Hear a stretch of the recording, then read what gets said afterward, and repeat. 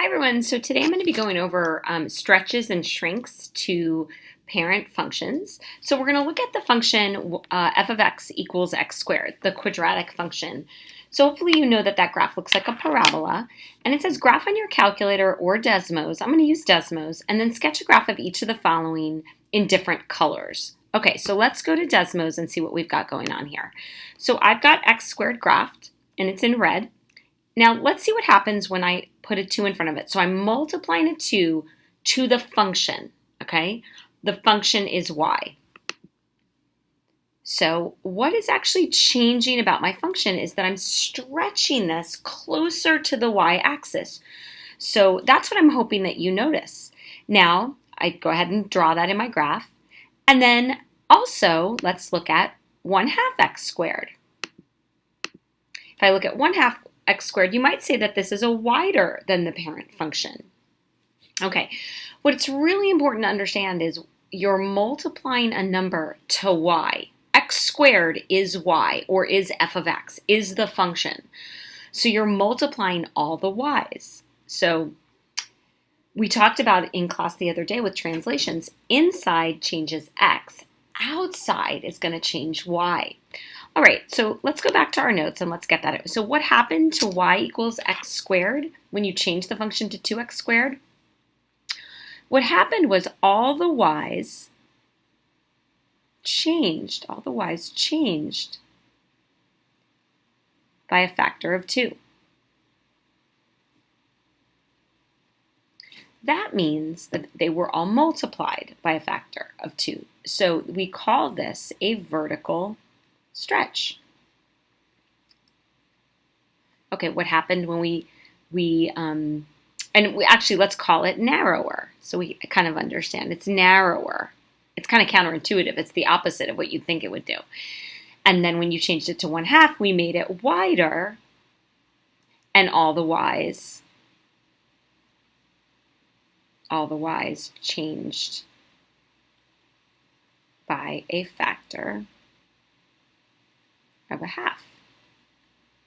We call this a vertical stretch. Okay, so formally, when the values of a function are multiplied by a constant, remember we've talked about a constant just being a number, changes result in the shape of the graph. This is a scale change, okay? So what we were doing before was translations, left, right, up, down, but we didn't change the size. We didn't change the shape of the figure. We just moved it to the left, moved it to the right, moved it up, moved it down, and then we did a reflection, so we flipped it. That number being multiplied to the function is going to give either a vertical or a horizontal stretch or shrink.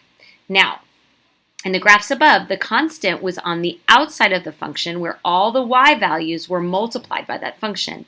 So when that c value, when that constant was greater than 1, we get a vertical stretch. Now, it may also include a horizontal shrink. We're going to get to that.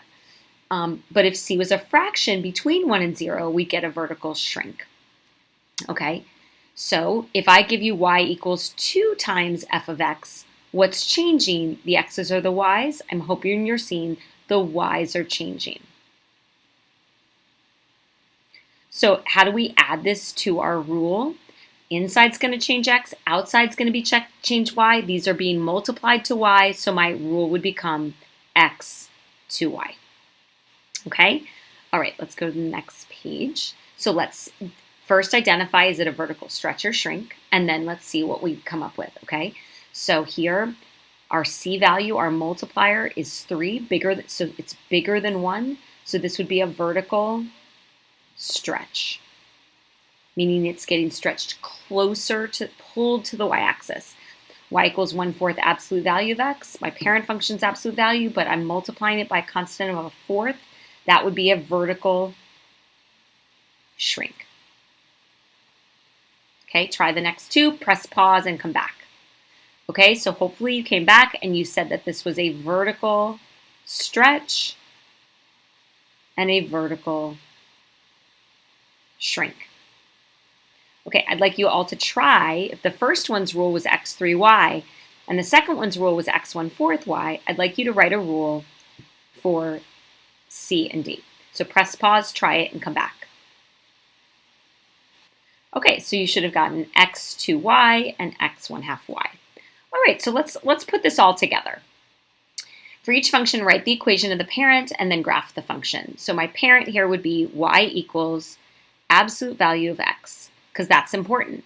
I'm going to actually get my table of values that I always want to use for those, -2, -1, 0, 1, and 2. And we know that on the parent graph, what's going to come out is 2, 1, 0, 1, and 2. I'm going to write my rule. So my rule would be x 2y. And so now I'm going to apply that rule to the parent. So my x's are not going to change. And my y's I'm going to multiply by 2.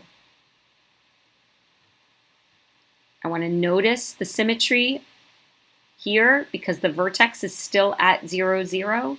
So I'm going to go ahead and draw in. It's kind of dotted, but you can't see it so well. Grow that in. I'm going to plot my points -2, 4, -1, 2, 0, 0. And you can really see, especially in the absolute value, it's much narrower, and you can actually see that the slope has changed from 1 to 2, okay? All right, so I want you to try 1/2 x, square root of x. So press pause, I want you to try it. Let's see if you got it right. Okay, so I took my parent graph, carefully making sure I had all the points on the square root function, 0, 1, 4, 9, recognizing the shape looks like kind of like a half rainbow. And then I applied the rule x 1/2 y. Okay, I know those points are kind of tricky, but okay. So let's put this all together with everything we do. So our parent graph is y equals the absolute value of x, and now I have g of x equals 3 absolute value of x minus 1 plus 2. So my rule would be inside changes x, so x plus 1. Remember, we change it oppositely, and then 3y plus 2. Okay, so let's create the tables. -2, -1, 0, 1, 2, and then 2, 1, 0, 1, 2. Apply the rule. Oh goodness, sorry. Oops, I keep pressing the wrong little button here. Okay, so my rule is x plus 1, 3y plus 2. Let's apply that rule. So that's going to give me -1, 0, 1, 2, and 3. And then 6 plus 2 is 8. 3 plus 2 is 5. 0 plus 2 is 2. And then 5 and 8 I just have to do again because the symmetry there, I can see my vertex or my turning point is the point 1, 2. So that's actually really kind of helpful. It's always there for me, right? So 1, 2, 0, 5, 1, 2, 3, 4, 5, 2, 5, -1, 8 is up here somewhere and up here somewhere. And so I have my absolute value graph shifted and moved. Okay, so let's think deeper about what the domain and the range is. So now the absolute value function is not a square root and it is not a rational function. So for now, our domain, -infinity to infinity. Remember, going in order from left to right always, so that -infinity's got to come first. That means I can plug any x value I want into this function. But the range, we look at the y values, and so I really have to look at that vertex of 1, 2, and recognize the graph is rising and going up. So the y values are going to start at 2 for the range, and they're going to go all the way to infinity, okay?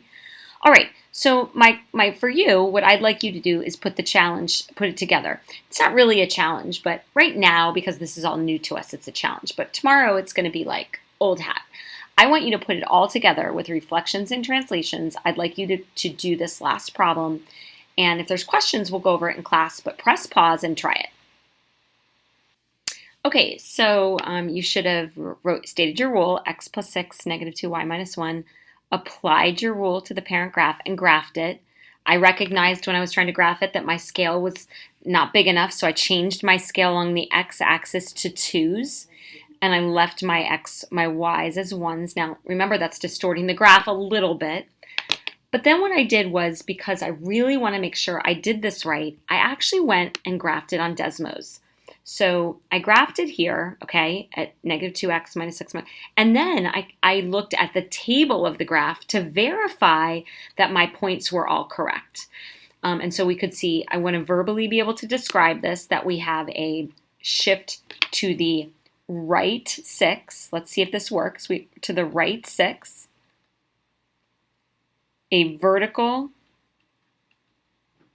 stretch of 2. A reflection over X axis. And then move it down 1.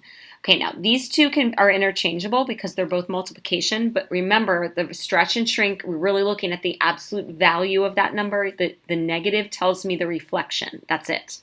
Okay, so does this have a vertex? So no, it doesn't, does it? What it does have is a starting point, right?